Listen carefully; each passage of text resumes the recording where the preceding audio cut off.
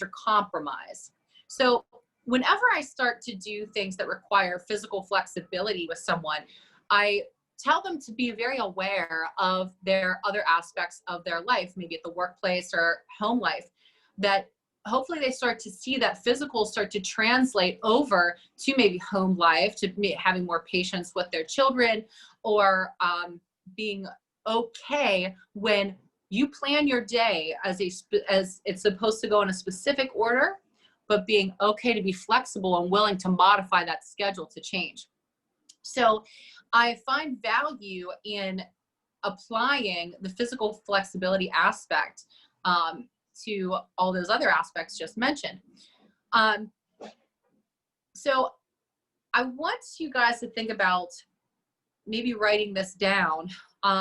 Is there an aspect of your life that requires you to bend more without breaking? We all have that breaking point, and I can absolutely think of aspects of, my life right now.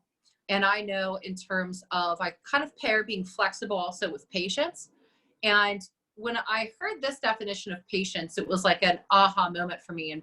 And patience is really letting go of time, because I would have all the patience in the world if time was not relevant. I wouldn't get upset like, okay, Roman, hurry up, put your shoes on. We got to go.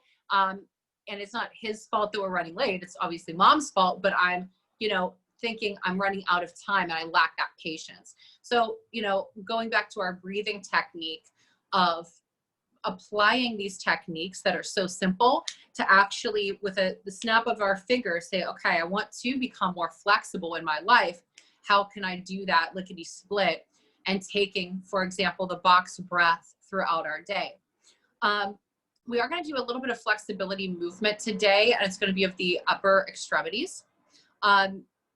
So I'm going to be actually I wanted to share this with you guys, and maybe you or somebody would like to do this. I'm actually doing a virtual flexibility program or challenge starting next Monday, and it's a 20-day challenge. And for folks who want to sign up, if they do it by tomorrow night, it's $37. So for less than $2 a day. But what we're doing is we're learning about the different ways to stretch. We're doing stretches of the lower extremities that help start to expel any type of sluggish emotions that don't serve us. But we're also starting to teach ourselves that at any age or any stage, we can become more flexible, physically, mentally, emotionally, and spiritually. So if that's something you're interested in, you would really, you would see a transformation of yourself within 20 days and learn a lot of cool techniques to help you move forward in life. And I think that's what we all want to do. So with that being said, instead of doing our lower body, since we're probably all seated, I wanted to do a couple stretches with the upper body that just help release lots of tension. And we're going to start with the neck. So I'd like you to take a couple of shoulder rolls with me. And when you do these shoulder rolls, think about picking your shoulders up so high, like you're trying to make them your earrings. And then very consciously, you're going to melt them down your back and pull your shoulder blades together. So you'll roll them forward, up, put them on your earlobes, and then smooth them on back. Coordinate your breath with the movement. And I know for me, it's something that is that I like. I know this isn't for everybody, but it depends. I do like Reiki therapy, and I do like massage. So sometimes I just think about, oh my gosh, that type of energy, that type of gentle touch on the back of my shoulders. Now from here, you're going to change the direction with your shoulder rolls. And make these shoulder rolls the most important thing that you're doing right now. It's simple, but it's deliberate, and we're making it quite intentional so that we can take care of these higher chakras and releasing, again, any of that sluggish energy. Very nice. Now at this point, you're just going to shrug your shoulders here. And now what you're going to do is a form of PNF stretching, but you're going to squeeze your shoulders so tight, like you're just trying to be a turtle in his shell. Squeeze them tight, tight, tighter, tight. It's so tight, it's crazy. And then on a count of 3, you're going to release this contraction and let your shoulders drop. 1, 2, 3. Let them drop completely and feel that tension dissolve. I want you to do that just one more time so you can really let it go. Here we go. Shoulder shrug, and you're going to squeeze and squeeze and squeeze and tighten. If your facial muscles get tight, that's fine. Just go for it. Shoulders up, shoulders up, shoulders up. Shruggy, shruggy, shrug. 3, 2, 1, drop. Wow. Good. Now from here, we're going to allow the head to drop just to one side. And I'd like you to feel the weight of your head, gravity stretching, this natural range of motion that we have in the neck. And then you're going to pick the head back up to center and take it to the other side. Feel the weight of your head. You might not go down as far. Make it very passive. And come back to center. So let's do this again. But this time you're going to,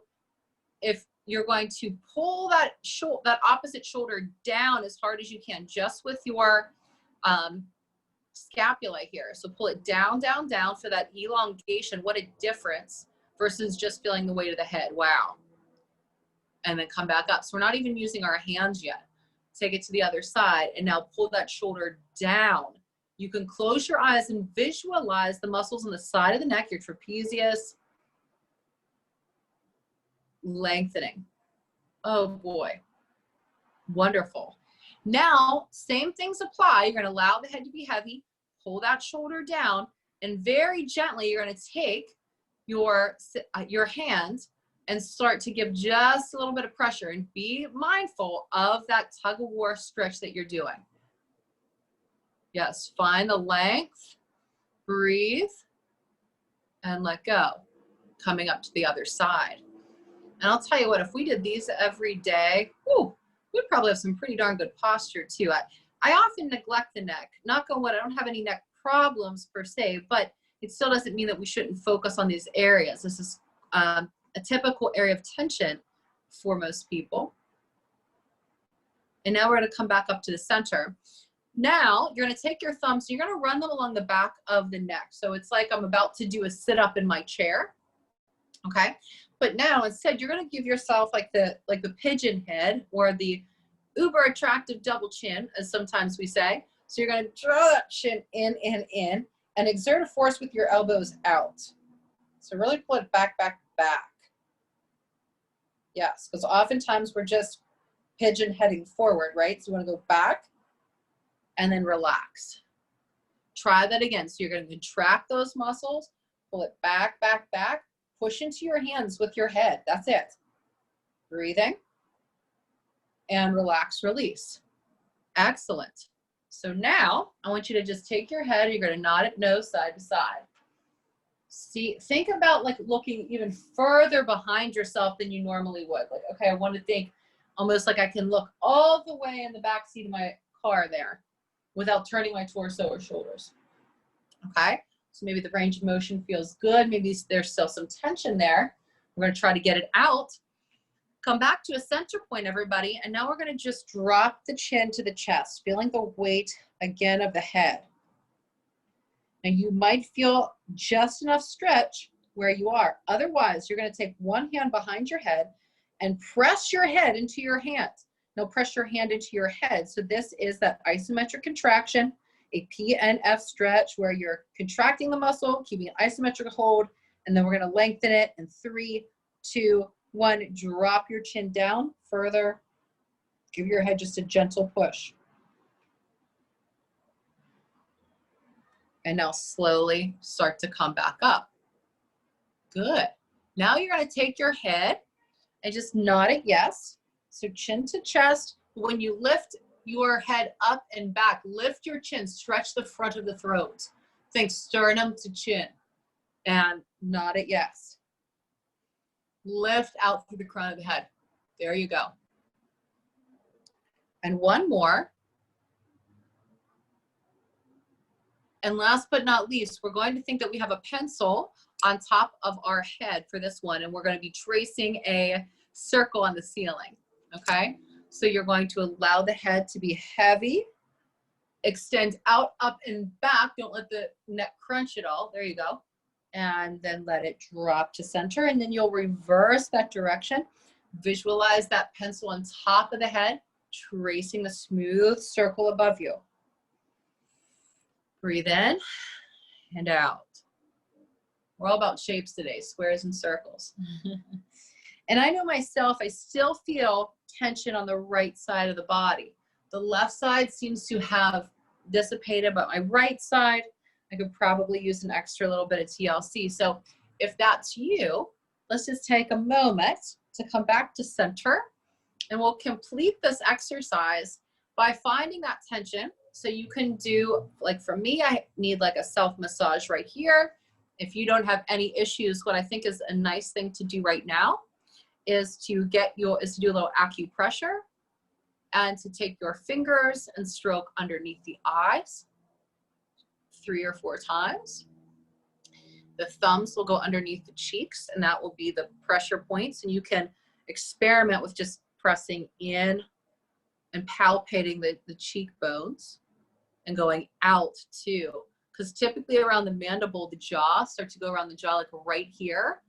I swear I have if you talk a lot, which most of us do, yeah, those muscles are strong, but they're tense.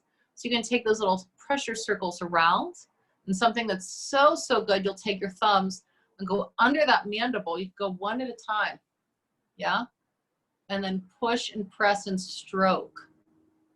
That's it. You can feel that tension release. Linger wherever you need to, but we're gonna go now to one of my favorite parts with the thumbs, and you'll go right under the eyebrows, yeah. You know, we've all done this before, I'm sure, in some way, but if it's been a while, wow, you realize how much tension you carry in your face. Okay. And you could take it into the scalp and think like, you know, jellyfish fingers here when you go through the scalp. I like to also use my thumbs right at the base of the skull. It's typically on the right side where I have some extra tension. You can complete whatever you need to in the neck, and even across the collarbones is something nice. And this will be the next best thing other than getting your massage. Take a deep breath whenever you're ready. Don't let me rush you. And just finish out with whatever you need. And when you feel like you're all done with that, you'll take your left hand to your heart and then the right hand over it, giving a gesture of gratitude for a moment before we segue. Beautiful. Thank you. Oh, great. Okay. Thank you. This is amazing. I don't know, my computer just kicked me out. Oh, that's okay. We got you back in, so that's all that matters. Thank you. That was so relaxing. Oh, good. Well, I'm excited for your self-care menu. I got all my utensils ready. So guys, if you don't have paper, get paper and colors, pencil, anything you have. So today we're gonna work on the art part on self-care menu. And I think we did this with Aubrey now, with the massage. I'm gonna add that to my menu. Yeah, I like that. So I want you to outline a blank menu or a rectangle shape that looks like a menu, if you want to, and create a self menu composed of things you need to meet and enhance your physical and psychological needs. And you can color it, design it. And I'm gonna guide you with a couple of questions. How do you get your needs met?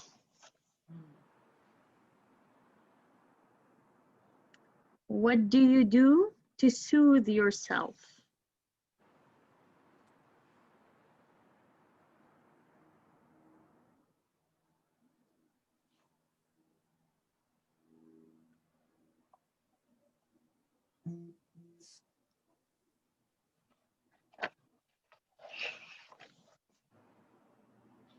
What do you say to yourself during stressful situation and when life is difficult?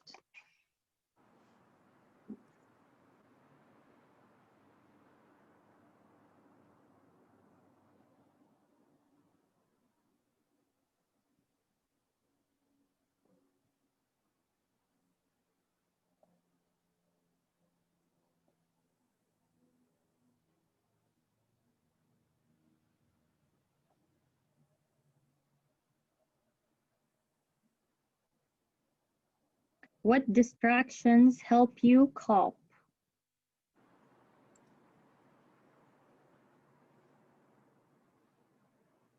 What activity help you relax?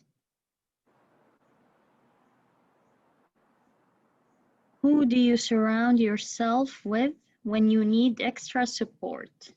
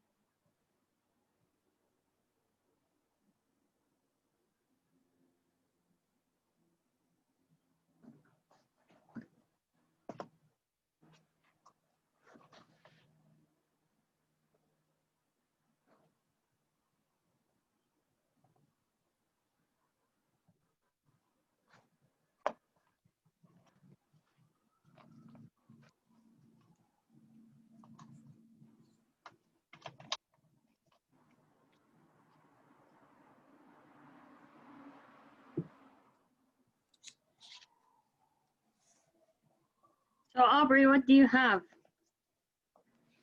Oh, geez. Right now, I just have lots of words writing down on my menu. I think, at this time of my life, really, how you get your needs met and the psychology behind it.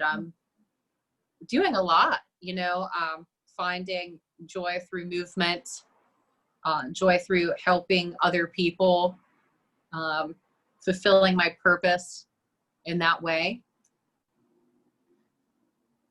and calling out for extra support.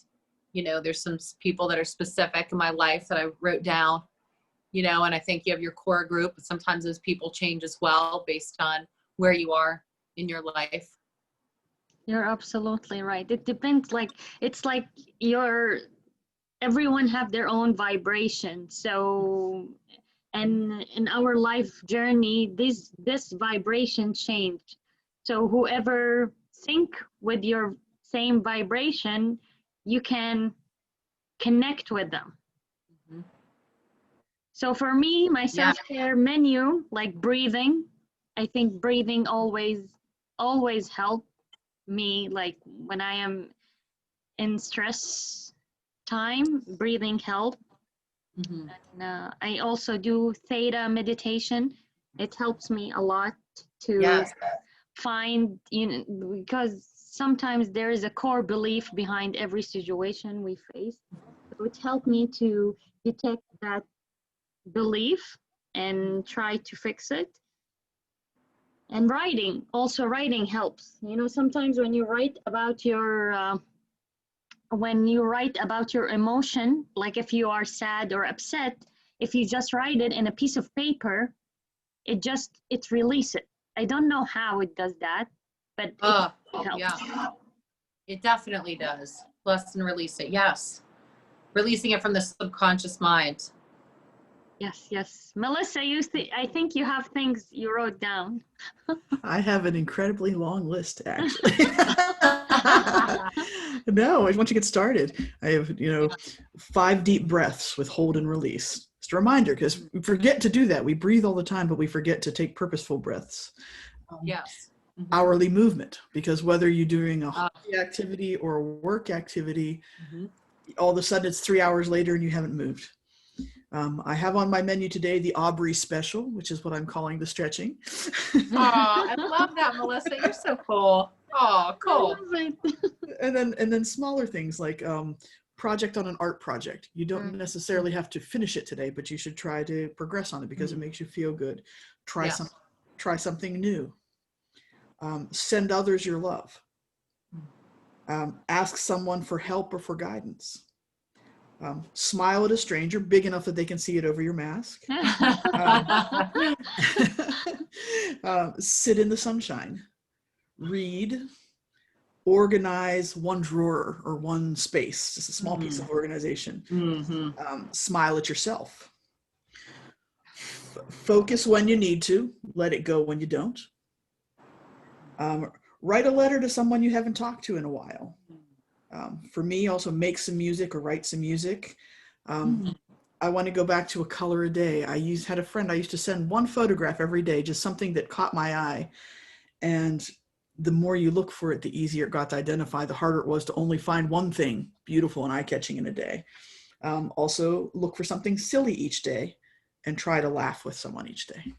I love it. You know what you remind me of? Sometimes when I'm really stressed, I just take my shoes off and I go to the backyard and just walk on the grass. Yes. And under the sunshine, and when I jump on the grass barefoot, it really helped release this negativity to Mother Earth, and it charged me also. And before I did, one of my friends told me hug a tree. I hug a tree, and it's really, I felt like Mother Earth is hugging me back, and it soothed me with her energy and just recharge. That's nature for me, because I grew up in the woods. So nature for me is a funny thing, because it's not, a lot of people talk about, walking barefoot and releasing your energy into the earth. And for me, it's kind of the opposite. When I walk on the earth barefoot, I'm reconnected, because we disconnect ourselves from so much. And so if you can come back into contact with the earth, you are gifted energy. And I don't know if that just dispels your negative energy, because I don't feel like I'm shoving off my negative energy. I just feel like it kind of dissipates whenever I get exactly that contact that you're talking about. Yeah. Makes sense. That's perfect. I think to experience that dissolution, it just dissolves and it doesn't have to go anywhere. It just is gone. Yeah. That's really cool. And Those are also great. affirmation. Affirmation is really good. Like when I always do affirmation, but now I'm doing it in front of the mirror. So the first thing when I wake up, I look myself in the mirror, and the power of I am is so powerful. Like I look at the mirror and I look at my eyes at the pupil, because a lot of times when we look at the mirror, we don't really look at ourselves. You know, we just in a hurry. But when you look at yourself and you look at your pupil of your eyes and say, I am beautiful, I am healthy, I am energetic, I am blessed, and everything that follows in that day, it brings these affirmation to life. I love affirmation. Yeah. Did Alyssa have anything she wanted to share too? Because her camera's back on. It's hard. I have nowhere to hold my phone, and so I turn my camera off rather than look at this. Yeah, I just wrote barefoot in the grass, exercise, yoga, meditation, read, hike in the woods, get into nature, lay in my hammock in the sun. I am enough. I can do this. List my gratitudes and breathing. I love it. I am enough. That's so powerful. I am enough. Yes. Yes. Very much. Thank you so much, guys. So it's almost at the end. Thank you. This is another Sunday Smile. Thank you for joining us. My name is Eftihal Badawi and I'm an artist. My art is expressionistic because it's cut off at the beginning.